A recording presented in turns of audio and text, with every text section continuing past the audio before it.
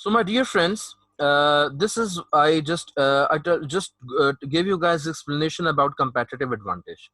Now, if you see the third point, so strengths can also lead to identification of factors that can be used to grow the business further. All right, and now in the right column against the strengths, you can see the examples of different kinds of strengths that a business might have. For example, if you talk about financial strengths, so a business might have access to high financial resources, example availability of loan and capability of raising equity funds. These are an example of strengths. If you talk about non-financial strengths, so if you have a skilled staff, so obviously this is a strength. If you have good reputation in the market, people know you as a good business and they want to perform business with you, obviously this is your strength. If you have an ability to control your costs, by controlling costs we mean that you perform your activities at a lower cost than your competitors, so obviously this is a great strength for you, and this can also lead towards a competitive advantage. If you have innovative mind, or you have a good team that is good and great at innovation, this means that they are readily innovating and bringing new products in the market. So this means that this is a great strength of yours. All right, this innovation skill will provide a great benefit to your business in future.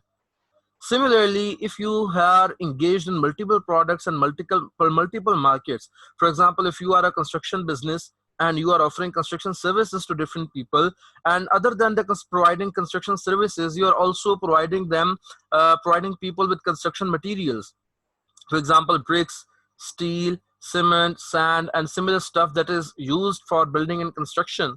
So this means that you are basically dealing in multiple products and also multiple markets. So whenever you are dealing with multiple products and multiple markets, so this is basically a strength. Strength in what way? For example, if your construction business is not performing well, but you are earning good from the trading business that you are operating side by side, so this means that you are going well off, right? Similarly, brand loyalty among customers. What is brand loyalty? Let me explain this particular concept to you in the form of an example. You guys know that there are two common and popular food chains available in different countries across the world: McDonald's and KFC. Now, some people, they always eat from McDonald's no matter what happens, and they will not move towards KFC to eat something. And there are some customers who are fond of KFC to that extent that they never go to McDonald's, and they will always move and go towards KFC in order to purchase and eat something. All right. So this loyalty of a customer with a particular brand is known as brand loyalty, and those customers that are loyal to your brand will always purchase from you no matter what happens. For example, if a person who eats McDonald's will always eat from McDonald's no matter what happens, no matter what is the time, what is the place. All right. Similarly, if your business has high cash reserves, so this is also a strength. Let me tell you guys how having high cash reserves is important. All right. Basically, there are two different things. One thing is known as profitability,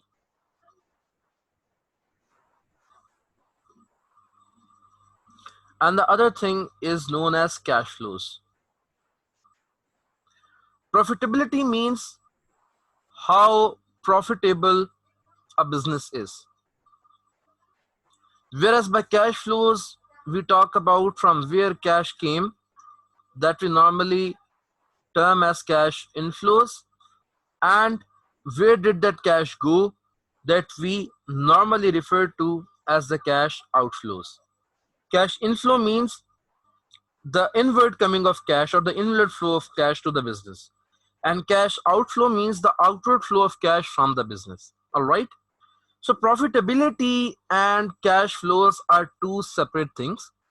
For example, if there is an organization, a business organization that has earned an annual profit of £250,000, this does not mean that this business has £250,000 with it in the form of cash.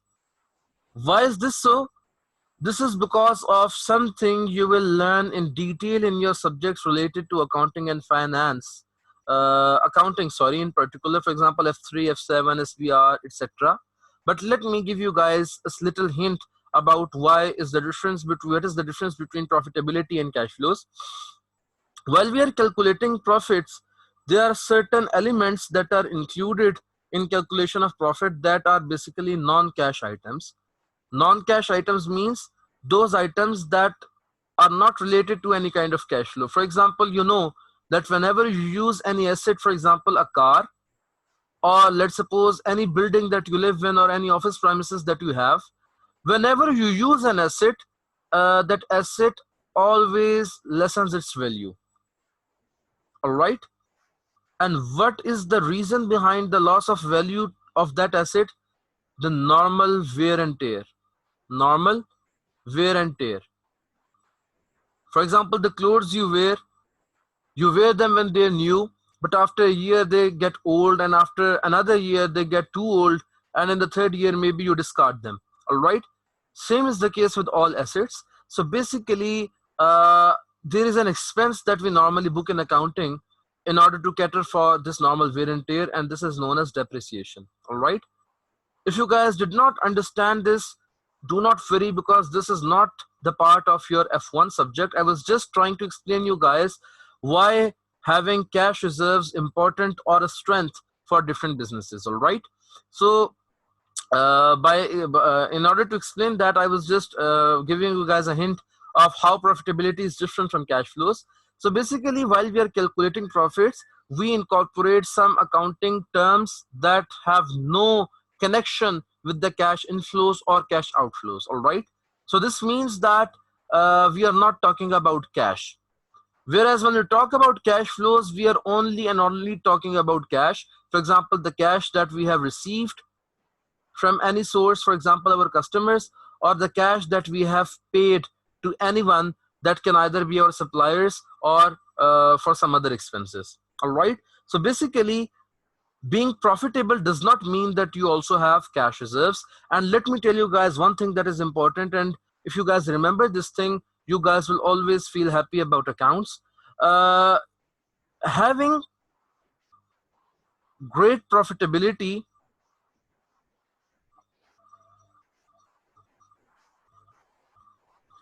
with low cash reserves is not something good. Not good. Why is it not good? Because obviously you need cash to further your operations and continue your operations. For example, if you have to purchase something and you do not have the cash, what would you say to your seller or your vendor? If you have to pay someone and you don't have the cash to pay, however you are profitable in your books of accounts, what would you say to your particular creditor whom you have to pay? All right. So maintaining cash reserves is something very important for liquidity of the organization. Liquidity is basically the ability of a business to pay in cash its liabilities. All right. So don't worry about these terminologies. You guys will understand them when you will study accounting. But right now, the only thing that you guys need to understand is that basically having high cash reserves is very important and a great strength for different businesses. All right. Similarly, my dear friends, we have just covered the topic of strengths. Now, if you move further in the SWOT analysis, so the second thing that we have to study and about which we must concern ourselves is the weaknesses. All right. Like strengths, weaknesses can also be financial weaknesses and non-financial weaknesses. And weaknesses might affect the business's ability to survive and compete. Obviously, this is something really certain. If there are weaknesses in your operations, obviously this may lead to the stoppage of the operations and closure of the business ultimately. All right. And the third thing is that these can be areas of improvement for the organization. Obviously, if you have a weakness in yourself, for example, you are lazy. So obviously this is something that you must improve in yourself in order to be successful in your life, because laziness will lead you to nothing. It will lead you to deterioration. However, if you improve this bad habit of yours of being lazy and you try to become active, then ultimately one day you will become active, and obviously your activity and your level of energy, it will provide you with benefits that laziness could never ever provide you with. All right, so let us look into a few examples of weaknesses. If you talk about the financial weaknesses, so if you are in high debt levels, means that you have obtained high levels of loan and you do not have uh, cash to repay them. So obviously this is a weakness for your business, because at any time your assets can be taken by that particular financial institution from which you have borrowed, and this means that you will be left with nothing. So this is something, this is an alarming situation. Similarly, if you guys are following an ineffective marketing and advertisement, so this is a weakness, means something that you guys must improve. Because if the marketing and advertisement that your business is doing is not effective, means it is not resulting in anything, or it is not resulting the results. It is not resulting into outcome that must have been resulted. So obviously, you must improve your marketing and advertisement techniques. Low cash levels itself is a weakness. Obviously you guys already know how is this a weakness. Lack of skilled employees, this is also a weakness. Poor quality products, this is a great weakness, because you know that customers always pay for the quality they receive. If you are providing them with poor quality products, obviously only a few customers who are basically not considered with the quality of the products they are buying, or poor people who basically cannot afford high quality products, you will have a limited scope of customers, and obviously this is not good for the functioning of a business. Similarly, ineffective working capital management. Working capital again is an accounting terminology, and right now I just want you guys to uh, just digest this word. Let me give you guys a little example and a little explanation of what working capital is. Maybe you guys already know about it, but let me give you guys a brief explanation about working capital is. Before that, let me tell you guys about something. There is an equation that we study in accounting known as the accounting equation, and it is written like this: total assets of a business is equal to the sum of the equity of that business and the sum of liabilities of that business. All right, this equation is also known as the accounting equation, and this is known as, if we represent it like this, equity is equals to liability, assets minus liabilities. If we represent this equation like this,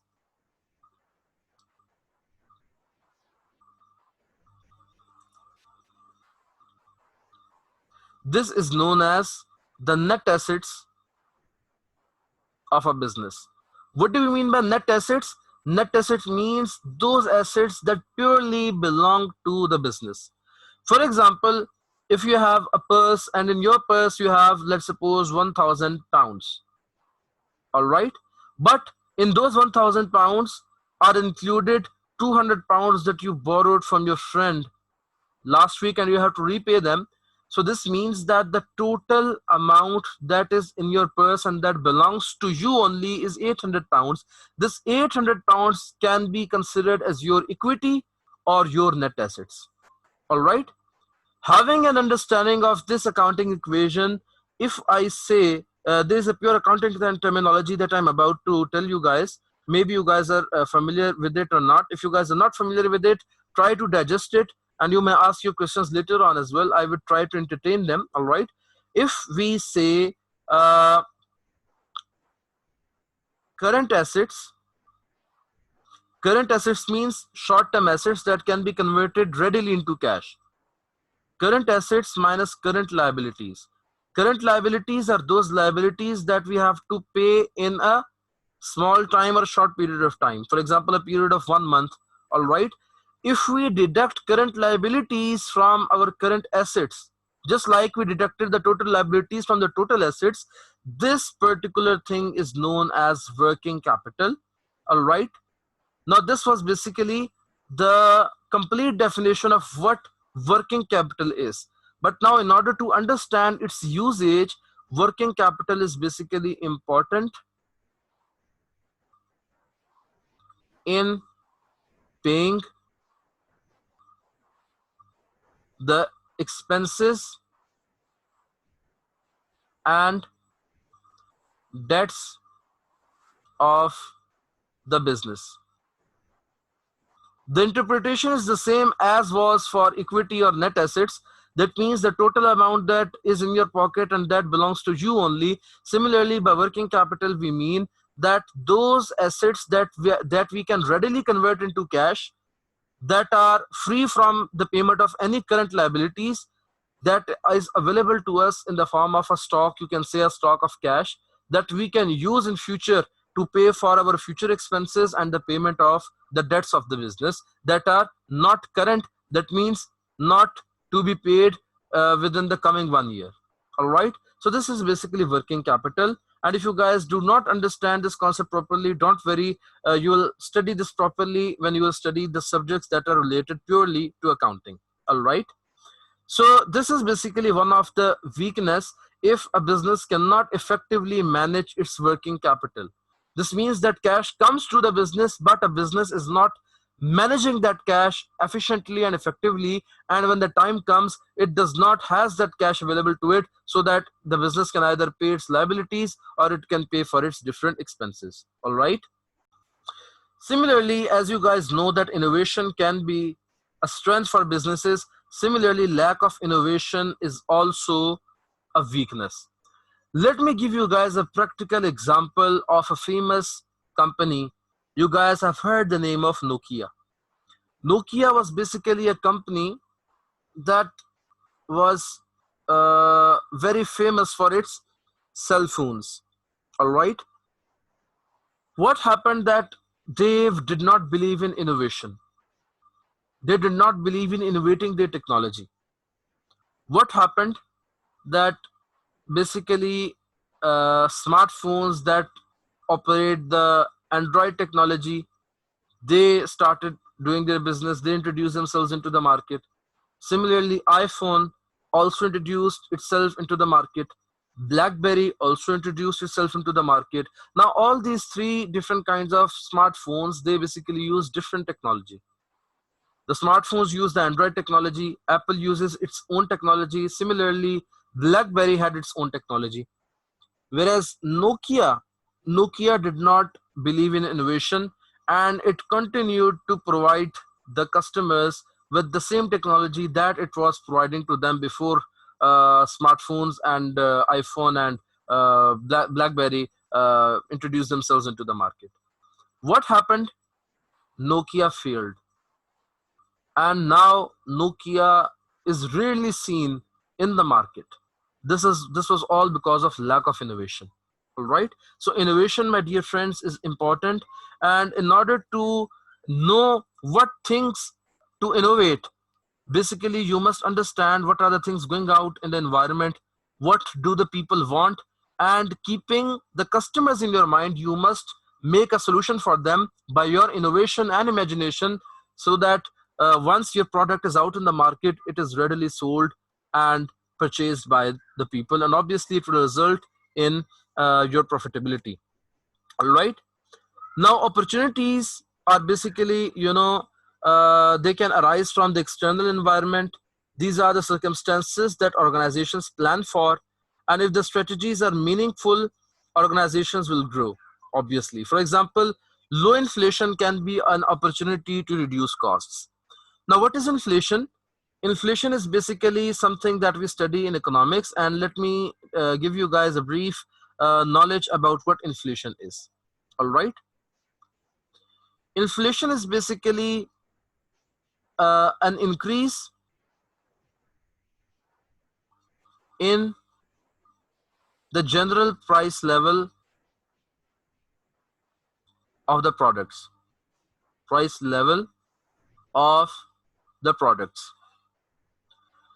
Now you guys know that those products that you are buying today for, let's suppose, 25 pounds, maybe 2 years back, those products were available in the market at a rate of 18 pounds. All right.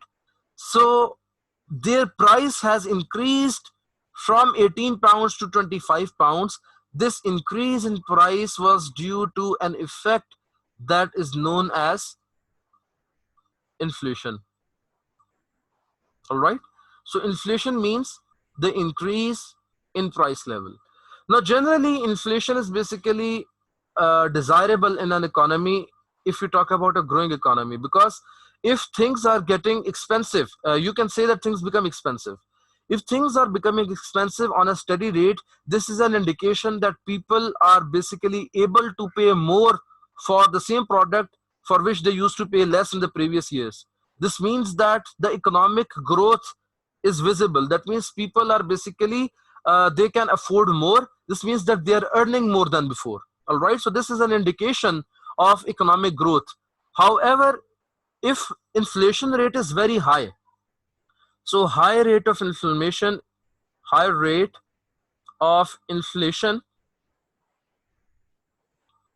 is never wanted, and it is bad for the economy. Because what are its drastic effects?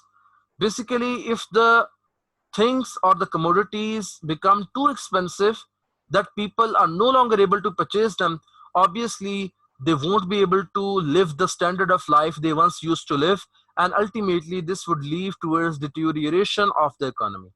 All right, so basically, how can inflation become an opportunity? If the inflation is low, so this can be opportunity for the business to reduce its costs. For example, let's suppose due to some reason, uh, the cost of some goods or services that your business was using as a raw material, now due to low inflation, the costs have reduced. So obviously, you can incorporate this reduction in cost in your selling price as well, ultimately making the product cheap for the customers to buy. And when the price level of your product would fall, obviously, more people would be able to purchase it, and the demand for your product would increase, and ultimately the return on that particular product would also increase. All right. Similarly, changes in taste and preferences of customers can increase demand for products. For example, people who live in the Arab countries, they are not fond of spices. Let's suppose if someone from the subcontinent, let's suppose Pakistan, India, Bangladesh, or similar countries, they go to the Middle East, they establish their food chains over there, and people come to their food chains and they like the taste of their restaurants. So this means that now there is developed a new taste among the people living in those particular areas, and those people like the taste that these restaurants are providing them. So what will this mean? This will mean that this change of taste is now an opportunity for more people from the subcontinent to establish their food chains in the Gulf and the Middle East. All right, so this can also become an opportunity for businesses to operate. Now, the government has also some say in providing opportunities for the businesses. For example, the government has introduced some laws and regulations that can make distribution and advertisement of products easier. So obviously, if you are able to advertise your products in a cheaper price, or you can advertise it on better mediums than you could have used once before. So this means that this is also an opportunity for you to excel and take your business to the next level. A competitor shutting down could increase market share. Obviously, if you guys remember the example I gave you guys earlier about Mr. A, Mr. B, and Mr. C that are operating in the example area.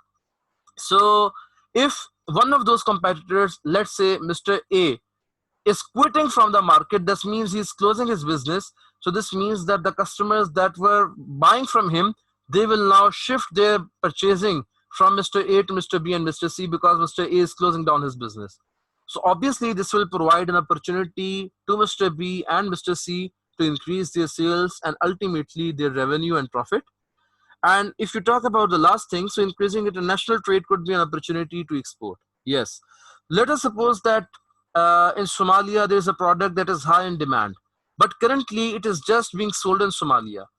Now, if that businessman, he visits other countries and he sees that people would like his product in other countries as well, when he'll return to Somalia, he basically makes a plan to export his products to other countries based on the demand of his product in those countries. So what will happen, that this export will also provide an opportunity to take his business to the next level. All right. Whereas if you talk about threats, so threats can arise from the external environment. These circumstances will be avoided by the organization, and they can lead to reduction in business or even affect ability to survive. For example, increase in competing companies can lead to reduction of demand. Obviously, the same is the case if the competitors increase. For example, if Mr. A, as I told you guys, if he leaves the business, obviously this will be opportunity for Mr. B and Mr. C. But if Mr. D also enters the market, then the entry of Mr. D would be a threat for Mr. A, Mr. B, and Mr. C, because a new firm is entering the market, and maybe the new firm will be successful in grabbing the majority portion of the market. All right, so this is a weakness, sorry, it is a threat. All right. Similarly, unstable political factors can lead to products being banned, and changing technology can make products obsolete. For example, as I told you guys, I gave you guys an example of Nokia earlier. So Nokia basically did not innovate. It was a weakness for Nokia. And now what has happened because of the change in taste of the consumers after using smartphones, using the Android technology and the BlackBerry technology as well as the iPhone technology. So now the products of Nokia have become obsolete. Being obsolete means that being no more in use. All right. So obviously, weaknesses normally lead towards threats if they are not actually improved. All right. So this was all about the SWOT analysis, and we have completed SWOT analysis. All right. So the time is now up, my dear friends. So I had a plan of finishing the Porter's value chain today as well, but since we are out of time, so we will continue with this topic tomorrow. All right. So I want you guys to take care of yourselves. Thank you. We'll meet tomorrow with a fresh lecture. Till then, goodbye.